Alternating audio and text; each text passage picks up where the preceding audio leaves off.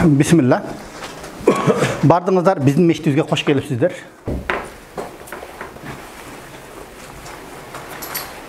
Бардыңарды мен Аллах үшін жақсы көремін, бір туғанымдай. Құдай бұйырса бүгіннен баштап бардыңар менің бір туғанымсыңар. Егер де сіздерде қандай сұраулар бола тұрған болса, дин жағатында. Бұйырса бұл жерден сұрай бересіңдер.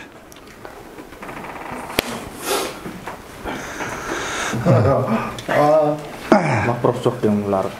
Еме, бұл жерде бізде бұл жашауда үш нәрсе бар. Дини жашау болсын, светский жашау болсын, айырмасы жоқ. Биринчisi бұл илим, наука. Биринчisi бұл не? Наука. Наука.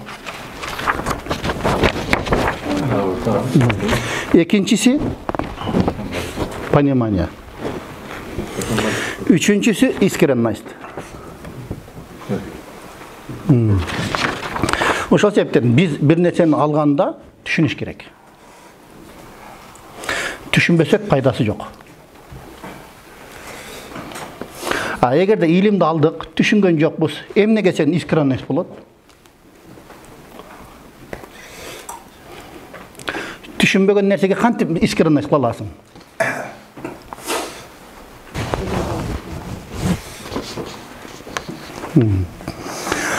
İslam деген сөзді түшіндіреміз.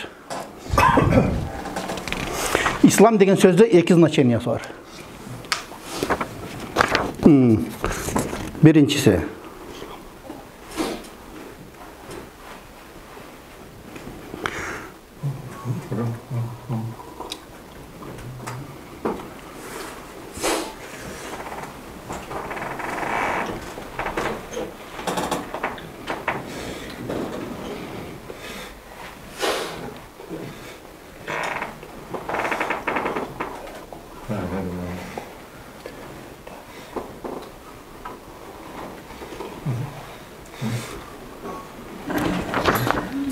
İkincisi paçinatça.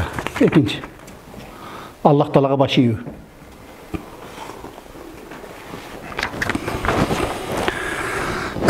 Bizim İslam dinimiz naukanın üstüne negizdelgen.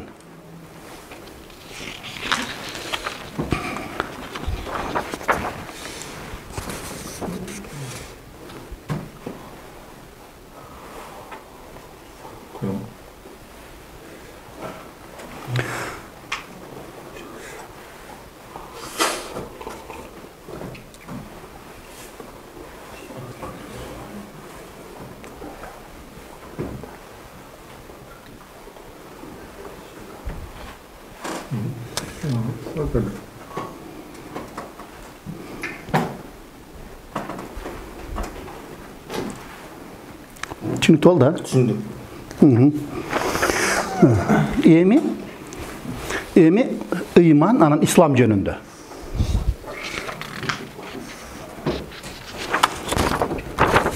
Iman это вера.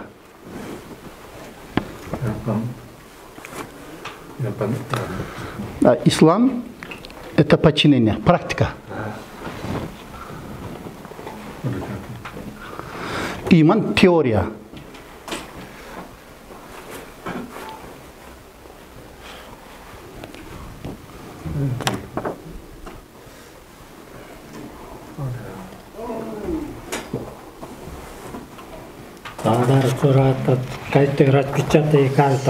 Хорошо.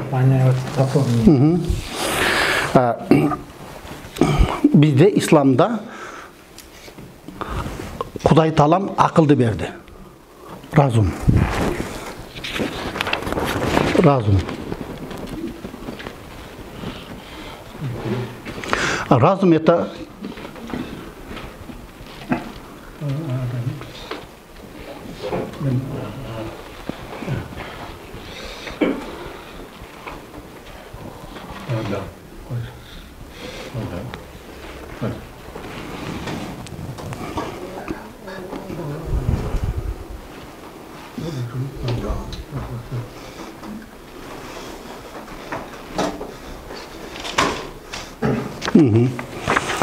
Эми Аллах нам дал разум и эки жагынан чектеп койду, эки жагынан чектеп койду.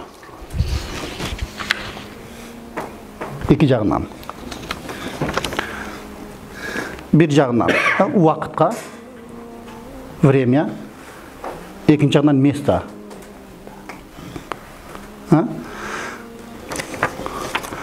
Вот разум чектеп койду. Экинчи жагынан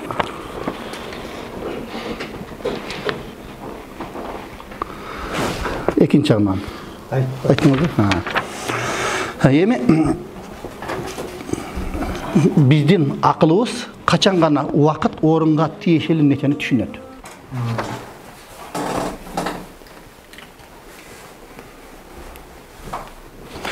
Эгер убакытка орундан сырткаркы нерсени түшүнбөйт. Мисалы, bir жерде согуш башталыптыр. Убакыты да жок экен, местасы да жок экен десем ишини кимиси ишенет? Значит, акыл чектелүү. Экинчи жагынан чектелүү чексизге. Вечность. Мисалы, например, biz көзүбүз менен карап туруп, асманда бир жылдызды көрүп туруп, асман конечный бүттү дедик. İçimizden bir ün çıkat da. Bir gün kандай болуп калат? Кандай деп? Мисалы, акылың айтат, акыл, разум айтат, асманда бартыр бир жылдыз. Жылдызды асманын чеги бүттү деди. İçiңден bir ün çıkat дагы, чексиз нерсе кандай болот дейт. Суроо, вопрос. Акылыбыздан да анда асманын чеги жок экен дейт.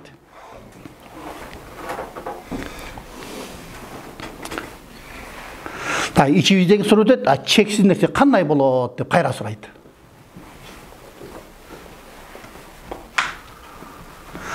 Ошентип үчүнчү жоопту таба албай жүрө беребиз да.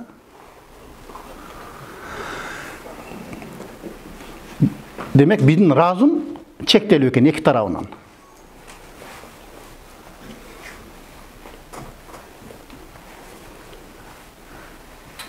Понятно, чеңтип болду? Эми биздин акылыбыз, чтобы работал, надо 5 окон.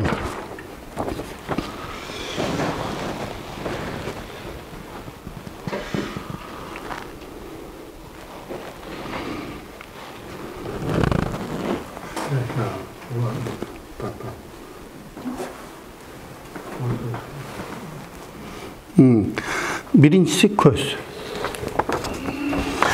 Көзүң көрбөсө ойлоно албайсың. Туурабы? Көз көргөн нерсеге биз ойлонобуз, акыл иштейт.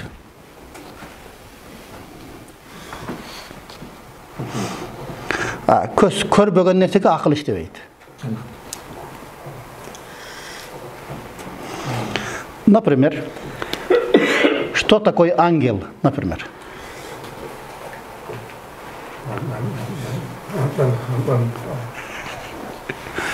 Көрдүкпү? Не буду.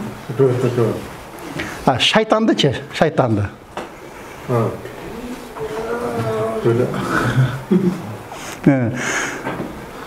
Се көз менен көргөн нерсеге акыл иштейт да. Көрбөгөн нерсени сүрөттөй албайбыз. Бул биринчи, акылдын иштешине.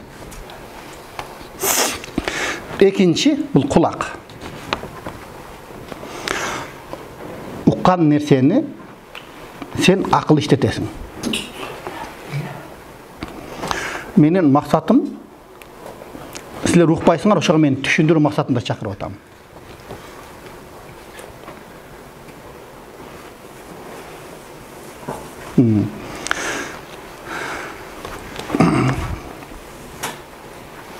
Анткени сен кулактан укканда биздин акылыбыз ойлонот да.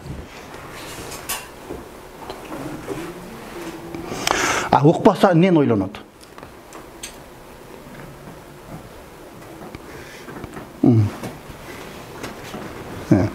Bu ikinci sol.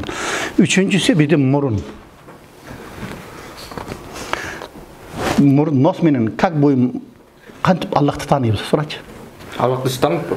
Allah'ı kantip tanıyız paznokomsa. Bilmem. Soraç bulardı.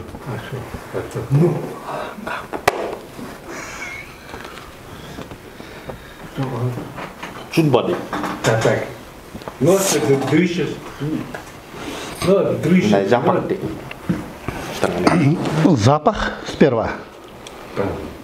Запах. Вот, например, көчеде сирен гүл өсөт, роза өсөт, алма өсөт, груша өсөт. Барын жіті келеді. Запах. Ошо жит келгенде акылыбыз иштейт биздин.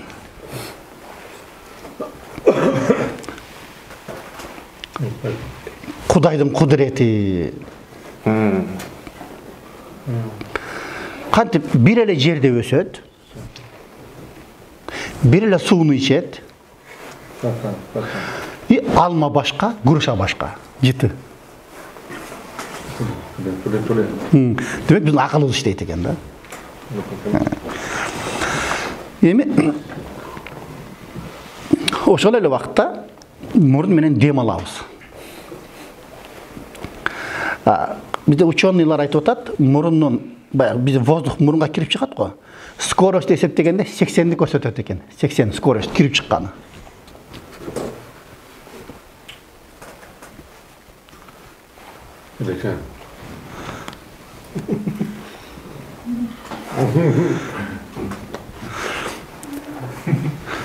Biz apçı деп чүч көргөндө 120, 150-ни көрсөтөт экен.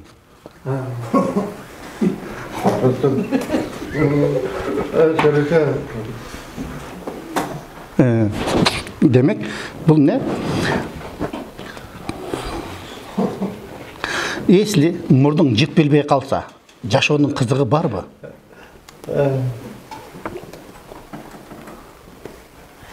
Жок. Мисалы, сасып калган этти деле жей бересиң да.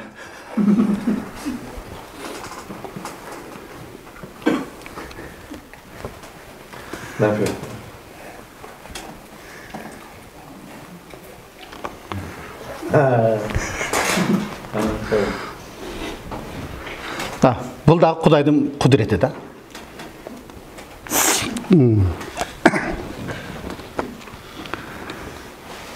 Эми biz ошол демек мурун жит билгенде биздин акылыбыз иштеди. Алманын жыты, грушанын жыты.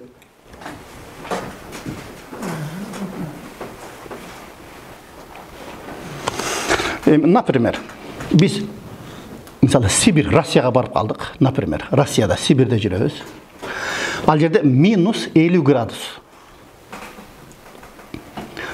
Адамдын телосунун температурасы 37. Адамдын дейт. Адамдын. 37, 37. Biz ошол Сибирде минус 50'de дегенде бул 37 кылтыр киргизет экен.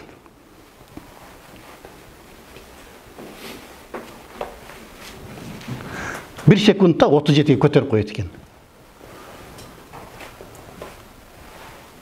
Кудайдын кудурети. Минус 50'den 37'ge, плюс 37'ge көтөрөт.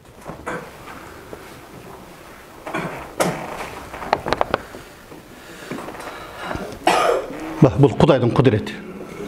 Эми, например, Африкага бардык, Африкага.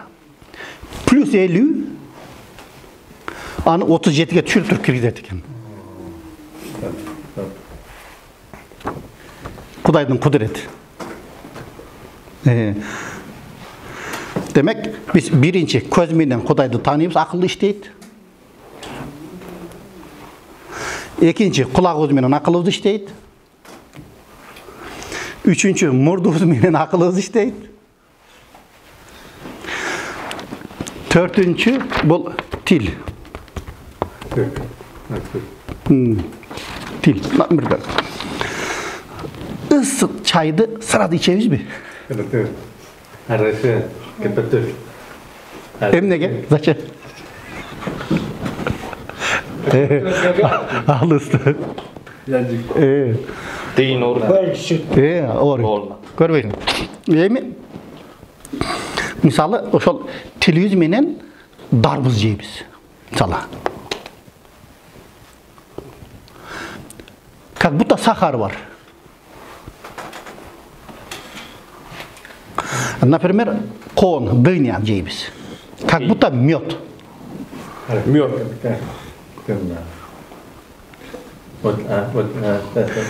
Bir ele жерде өсөт, bir ele суун ичет.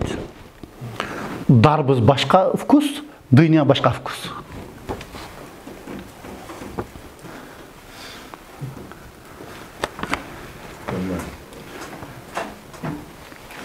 Биздин акылыбыз иштейт экен да. Дүйнөдө биринчи местода турган миллиардер бар. Дүйнөдө неме? Билл Гейтс. Билл Гейтс. Ошонун тили даам билбейт экен.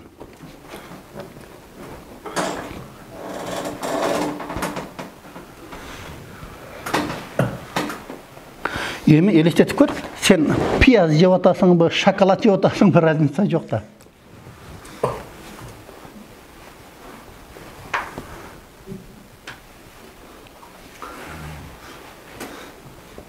Жошонун кызы жок.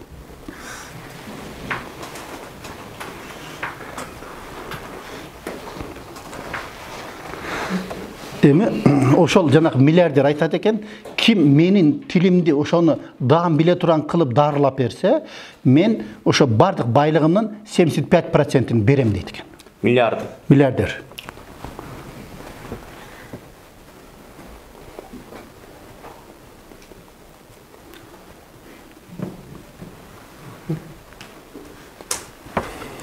Бирок 200% кошуп берсе да эч ким бере албайт.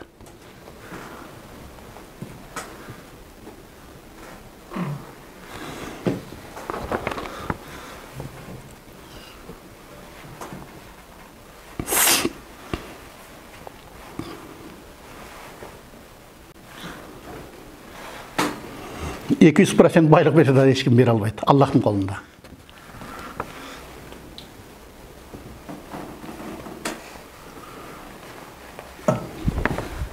Демек, біз тіл менен вкустарды бөліп, ақылыбыз иштейт. Кудайды таныйбыз.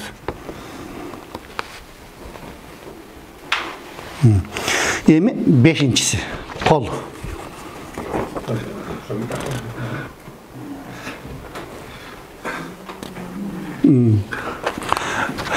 Эми суроо, кантип тааныбыз Кудайды кол менен? Кол менен жумшук деп. Потом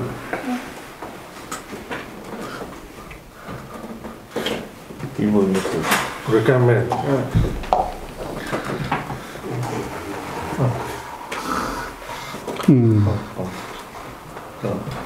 Неме дейт? Колжо не мазмуну? Тамактан жаабайт. Эми, например, роза гүл. Кадыр десең, жалбырактар күйүлүп калат.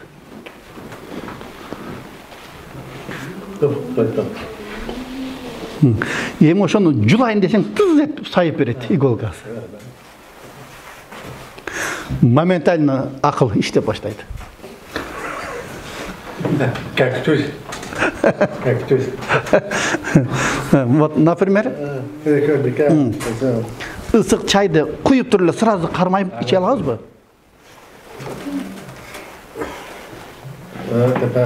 Неге? Себеби колдо ысык сезип турат. Демек, бул 5-чи терезе, 5-е окно акылды иштешке жардам берет.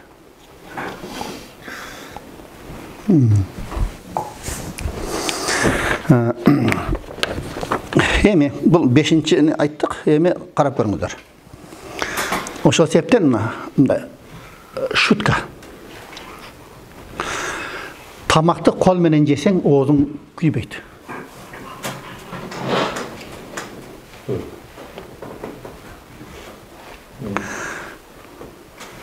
Потому что тамакка колду салганда сигнал кетет оозго. 50 градус келатат деп.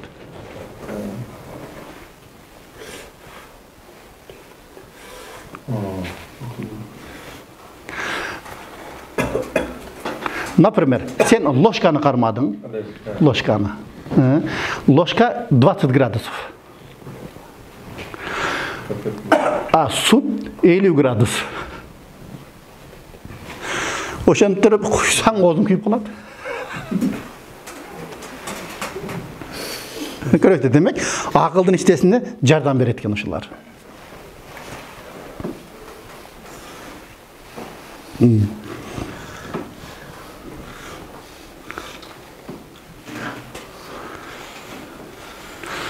Өте көп ұзатпайын, сегодня хватит, наверное, первый раз.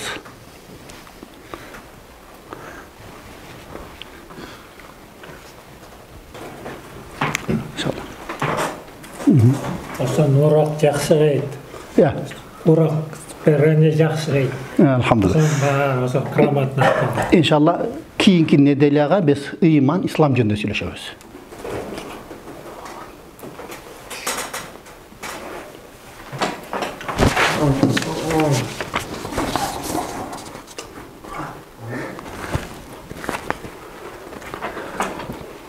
İman, İslam jönünde söyleşeceğiz. Следующая неделя.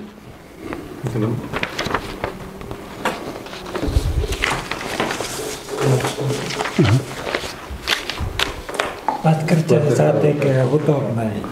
Воскресенье? Хорошо. Экия. Ну, нормально.